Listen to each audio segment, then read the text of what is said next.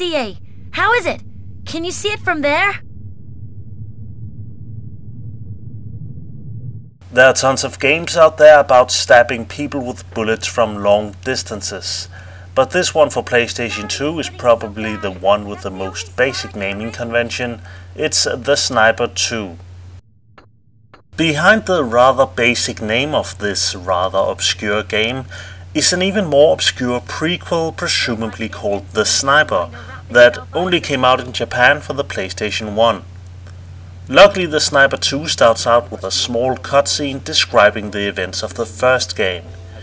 In that you played as Harry Spencer, a firefighter whose girlfriend got killed by the Mafia, leading him to become a sniper in order to get revenge. Then he gets the help of a girl called CA, who has the memories of his dead girlfriend, because she apparently was experimented on by the government or something.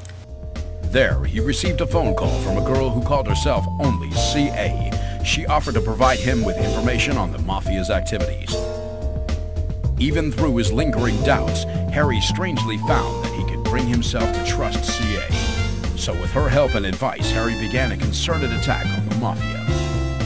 It was only after killing the Mafia boss and completing his revenge that CA appeared before him. So in this sequel you get involved in some more Mafia treachery.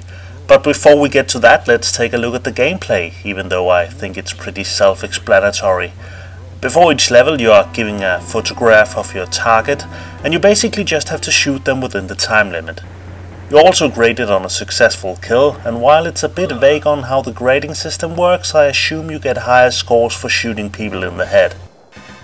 The game is rather short and really not very good, so I will just run you through the story, since a playthrough can probably be done in about 45 minutes, if you know what you're doing. The game starts off with Harry and CA picking up a guy called Stanley, whose car is broken down. Stanley, playing a slightly racist stereotype, takes him out to a diner to get some fried chicken, when they run into a mysterious guy that they later find out is called Gabriel Armitage. Then the Mafia suddenly show up and start shooting.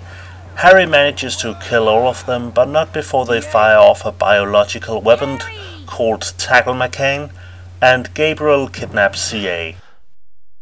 No!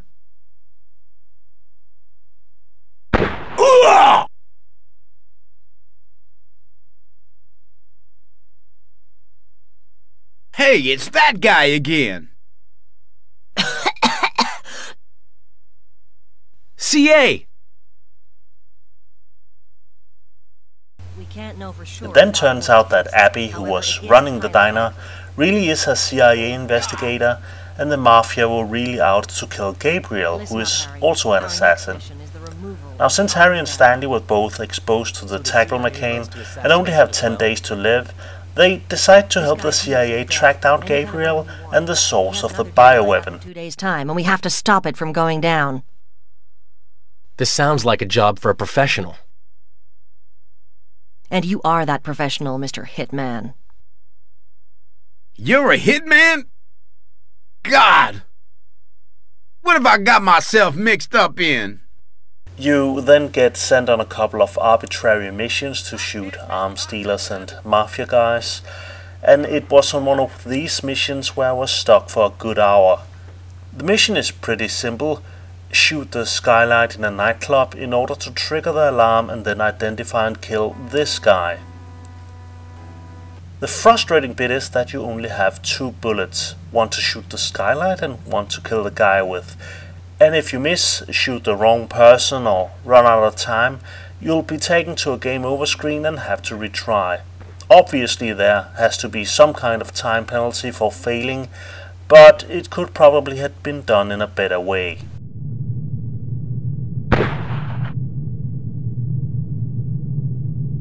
After bashing my head against the mission for about 50 minutes, I noticed one guy that animates just slightly differently from everyone else. But then it comes down to actually being able to hit him. While there are no wind or bullet drop to take into consideration, just leading a target can be pretty hard as well, and he appears randomly in the crowd, so it's hard to gauge exactly where to shoot. Eventually I finally did kill him, and I got another mission to shoot a guy in a limo, before tracking down the Tackle-McCain factory. Then Gabriel and CA shows up, and Gabriel reveals that the antidote to the Tackle-McCain is in CA's blood because her DNA was altered by the government. All of a sudden Stanley gets shot, but before he dies he reveals to Harry that he in fact also is a CIA agent, in a cutscene where the music is way louder than the dialogue for some reason.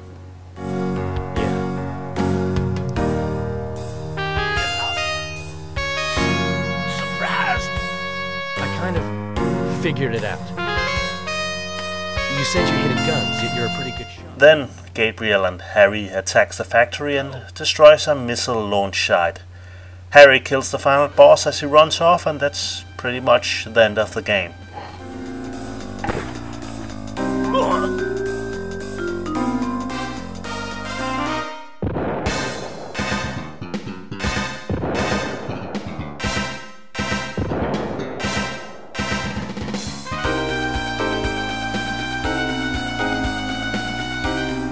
There is a branching story path in the game, and a true ending that will be revealed if you get good enough grades on all the missions.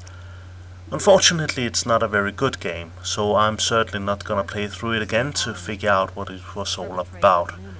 A game about pure sniping is a pretty good idea though, and despite the frustrating nightclub level, the idea of identifying a target in a crowd is actually pretty cool, but it's been done way better in other games.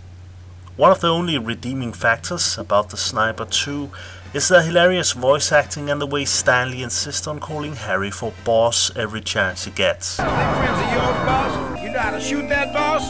Bad news, boss. Boss! Hey, boss, over there! Boss. Boss. Get to it, boss. Don't call me boss. Come on, it kinda sounds cool, okay? The game was never released in the States, but if you are interested in finding out about the truth in The Sniper 2, the PAL version is extremely cheap on eBay. There is, however, way better games out there if you have a craving for sniping. Yeah, I promise. Hey, Stan. Hey! No!